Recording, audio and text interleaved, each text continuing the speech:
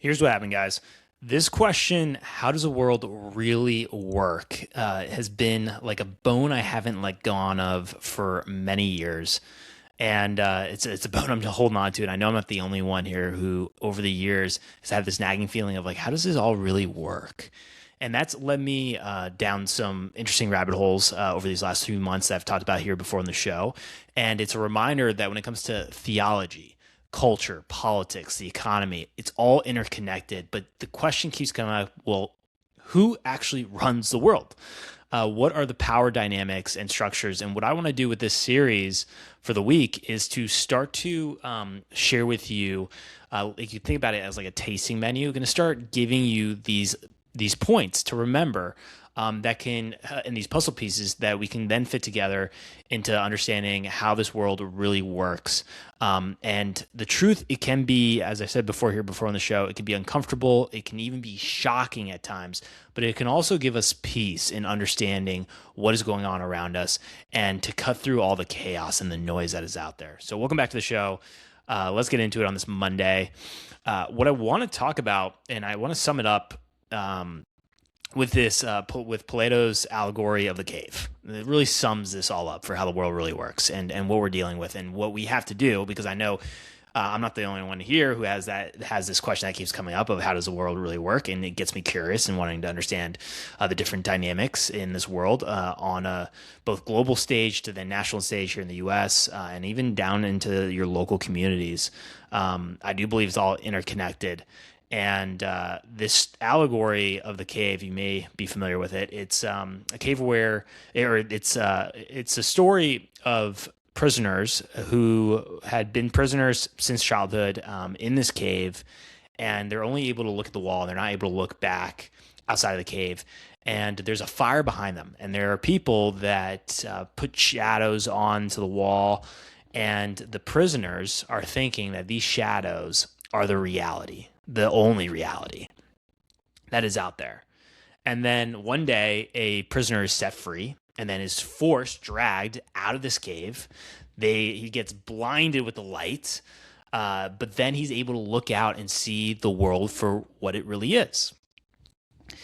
And then what happens, excuse me, is he then has this moment of both this moment where he's looking out and he's seeing the world for what it really is, and it can be a moment of shock, but then this obligation now to go back and tell the other prisoners the truth. And so that prisoner that's freed goes back into the cave, and as he's trying to get back to his group, he's stumbling and being clumsy. And so the prisoners that are still in the cave that have been there since childhood think that it's really dangerous out there in the real world, out of this cave, that because he's clumsy and he's not able to really see that that it's terrible out there and it's very dangerous. And so when he's starting to talk about the truth of how the world really is, they don't believe him. And even it can get to a point where if he was trying to free them, that they would attack him. And that is what it can feel like when you discover the truth of how the world really works, or at least a piece of it of how it really works, and then you start to share that with other people that aren't aware of the truth or are still in their cave.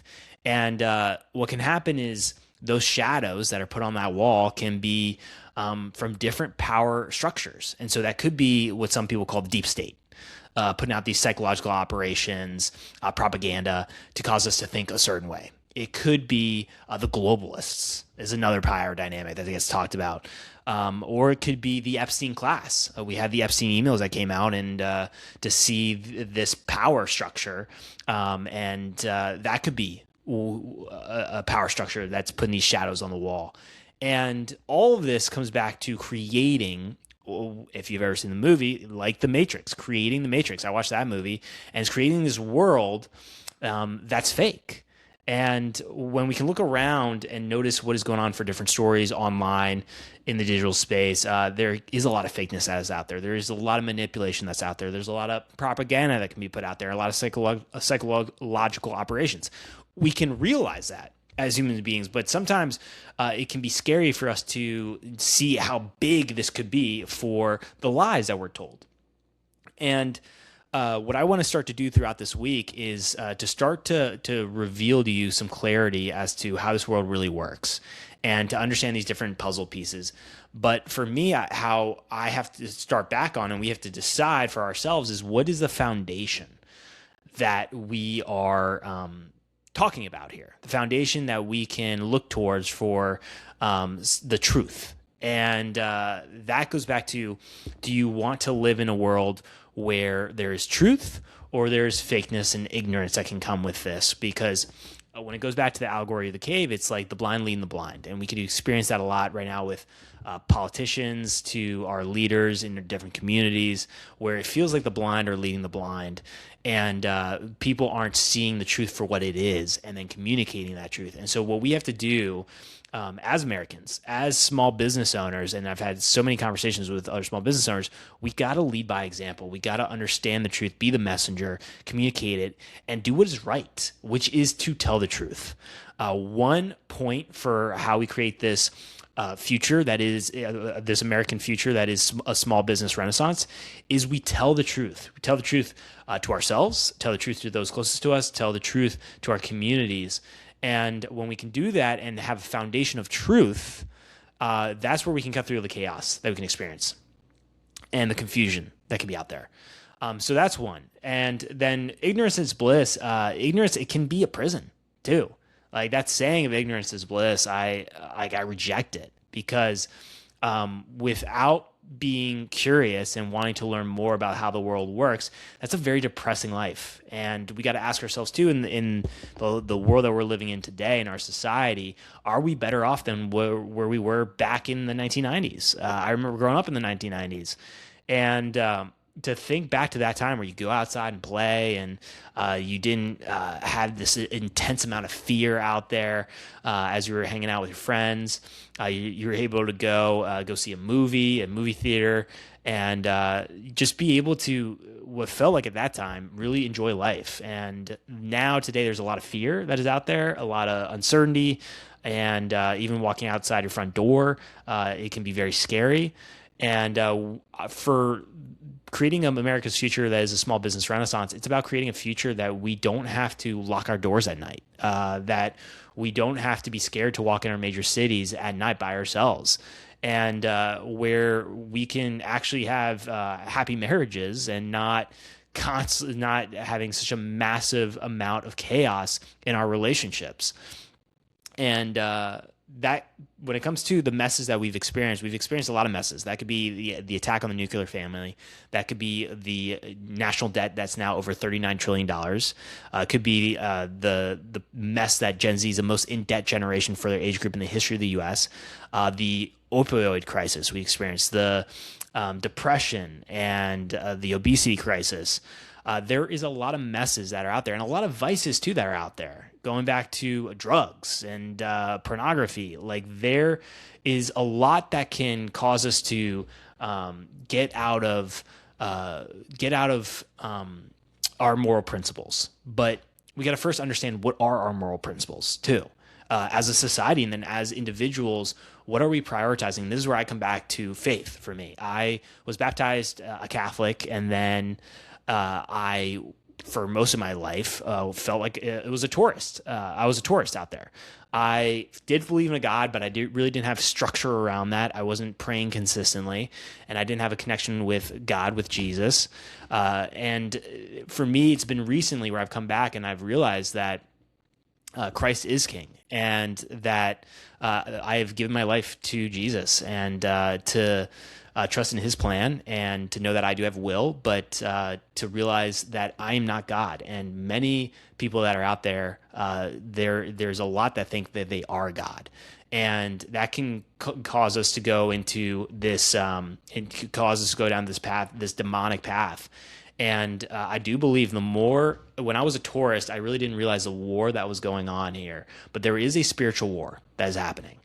And now that I'm able to come back to my faith and see it for what it is, and see the demonic forces that are out there, and that can go back to the Epstein class and seeing these emails and of the abuse of children, and how we have to continue to talk about this. We can't just let this go without accountability. We need to step up and have accountability here in this area and many other areas. But there's a lot of these demonic forces that are out there, and it's being talked about more. I've talked about it here before on the show of the conversation between Tucker Carlson, that Tucker Carlson had with a priest, and we cannot just let this pass without accountability here. And when it comes to this spiritual war, we have to be reminded of what to focus on, or what to fight for, because we have to fight for what is beautiful, good, and true in our country. And we have to push back against these vices and these sins that are out there. And I think about that with pride as an example, reminding ourselves that we're not above God. And then no one is greed, how to not just chase the money. And that's where in business it can be a lot of messaging that's around this, to just chase the money. And it's important to have that money, to make sure though that we don't have the love of money, because the love of money is the root of all evil. Or the envy of other people's successes, and wishing ill on them for their successes. We got to push back against those. And when we're in it and we're experiencing a lot of chaos in our day-to-day as we're building the business, it can be easy to fall into these traps. But this is where we have to be reminded of our moral virtues, the ones that we can hold on to in our lives and in our country, and to move forward and make sure that we're continuing to celebrate these moral virtues, like courage, to actually go and speak the truth, and to put a mirror up to others in our lives, and to hold them accountable and ask them to hold us accountable. Another one with this is fairness. There has not been a lot of fairness. We could point towards illegal immigration and people coming into our country, cutting the line of those that have come here illegally. We can look towards the amount of fraud that we've experienced in Minnesota as an example, and then now in California with the stories that are coming out, and then we can look to other states as well.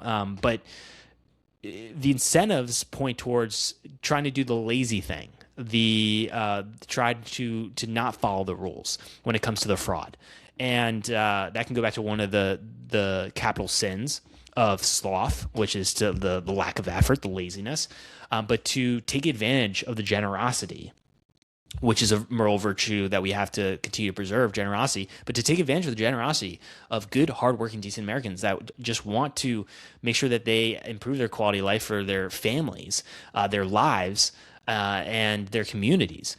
But we have to change these incentives that are out there that cause us to go down these really the terrible paths that can really be like a parasite on the system and take the resources out of the system. We got to push back against that. We have to change things, and that goes back to fraud that we experienced from massive mess. And then the other one is that we have to come back to is self-control. There's not a lot of self-control in our society, and I experienced that in my own life. I've struggled with pornography, struggled with alcohol, and I've really had to put in the work. And it goes back to the cave of getting dragged out, being forced through pain to have to make the change, where I said I had to stop drinking because I was planning my first conference, and I was terrified that I wasn't going to be able to make that event happen. Luckily, it did happen. Or when it came to pornography, just the shame I felt and the guilt that I felt about myself, and it felt awful, and I needed to change. But getting dragged out and then coming into the light and seeing that the change had to happen, and then what's now resulted in my life, I'm so grateful for the growth that I've experienced in my life by being able to have that self-control now moving forward in my life, and to not go back to those. And when it comes to alcohol, it's been over 7 years now with alcohol, and then pornography's been definitely, I don't know the exact date for when that was, when I stopped, but it's been many years.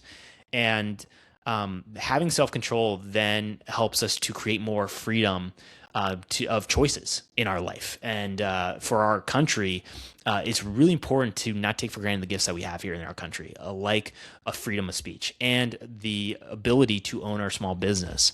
And so being able to have more choices, it can then help to improve our quality of life. But we also have to have the self-control to be able to navigate this immense amount of information that's out there, especially digitally, and trying to navigate it all. And so focus is another one that we have to be able to make sure we're preserving in our life as a habit, is being able to focus. But when we can come back to these moral virtues and understand what they are for each one of us, for me, again, some that I have is honesty, which I've shared before on here the show. My goal is to be honest with you and to share the truth. The other one is courage, to share the truth, even when it's very uncomfortable or very difficult to do that, to do what is right over what is easy and convenient. Because the biggest lie that I got growing up was to think that this is just it. This is it for our life. That there isn't an eternity, but there is. And we have to remember we have an eternal soul that we must preserve and protect. And there are many people that are out there that have sold their soul, thinking that this is it, and they want to maximize the time that they have here on in this world, and they've sold it. And by going back to making these choices to either not tell the truth and to lie, as an example. And we all fall short of the glory of God. We all made mistakes, but to do it knowingly and consciously, and then to repeatedly do it, and then to do it in a way that can cause pain onto other people, we have to push back against those people. And we have to, where we make mistakes, own up to those mistakes, and then decide to want to do better each and every day. And that's the beauty that we have through Jesus, is to be able to be forgiven for our sins, and to know that we can continue to strive to be a better person than we were yesterday. So when it comes to courage, honesty, another one is compassion, having compassion for others. But we also have to have compassion and love for others by also holding others accountable and calling out people that are doing evil things or demonic, or there where we notice there are demonic forces, calling those out as well. But how the world really works, it can feel very complex, and there's a lot of different pieces that are there. But it's important, I think, to also share with you what already has happened in our government that we can look towards as examples of terrible acts and demonic forces, just to be aware that this is out there, and that we have to seek this out for where it's happening in the darkness, and then bring light to it. It's really important to bring light. Light is one of the best disinfectants for the messes that are out there. So I want to share my screen here so you can see this. For example, specifically from our government, so that we're aware of it, because we have to be better when it comes to holding our elected officials accountable. So one is the MK Ultra program. This was a program that was developed by the CIA, and it was started back in 1950s, and then it's been said here, as you can see, it was halted in 1973. But we got to ask ourselves, has it really been stopped? But to think that this even happened, it was a program, a mind control program. And to think that this actually happened, where people weren't given consent but were tested upon, as certain subjects were given, drugs, as an example here. But this is something that happens, or that happened, and then we got to ask ourselves, is this still happening? And this is just one of many other examples that I can go through. But another one I want to share with you is this Operations Northwood, which was it was an operation that happened. Here we go. It was created by our government, happened in 1962, and it was a proposed false flag operation. So you may be hearing that term out there, false flag operation.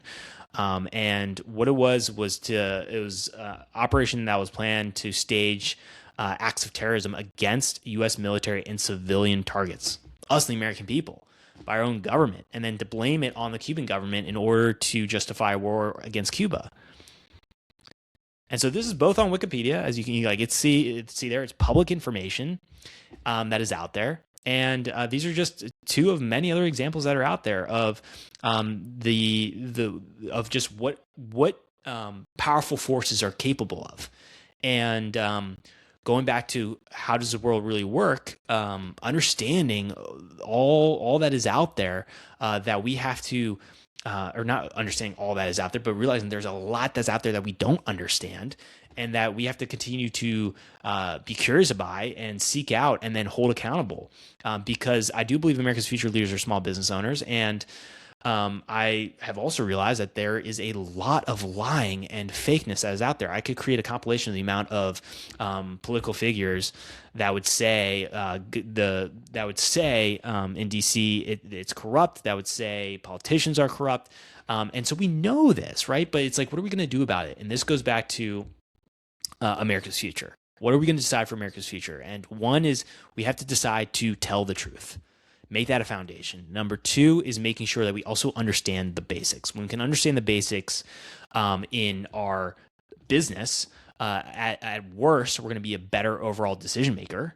And at best, we're going to be unstoppable. When we can do that for our country and understand how the world works, then at worst, we're going to be a better decision maker for our lives overall. And then at best, we will be unstoppable as a country. And as Americans, we are so generous as a country, and that generosity, it's something we cannot let that be taken advantage of.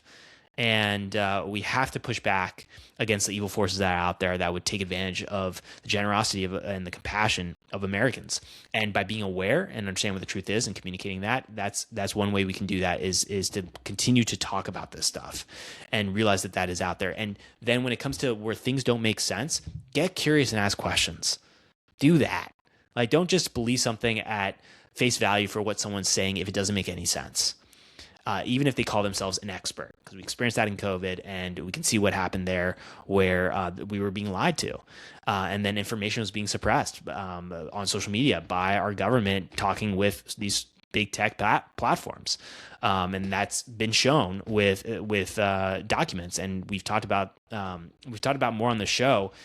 These different operations or different programs that are out there that are shocking to learn about, and I wasn't aware of them until these past few months of really taking the time to learn about it. And we've got to put a stop to this, of the evil force, this evilness that is out there. And the way we do that is we fight for what is beautiful, good, and true, and we hold those accountable. And then as small business owners, we continue to make sure that we are taking care of our communities and being able to lead by example when it comes to our moral principles. Going back to, again, the fairness, self-control, and making sure that we're holding on to wisdom, timeless wisdom too. But more is going to be coming in this next few weeks.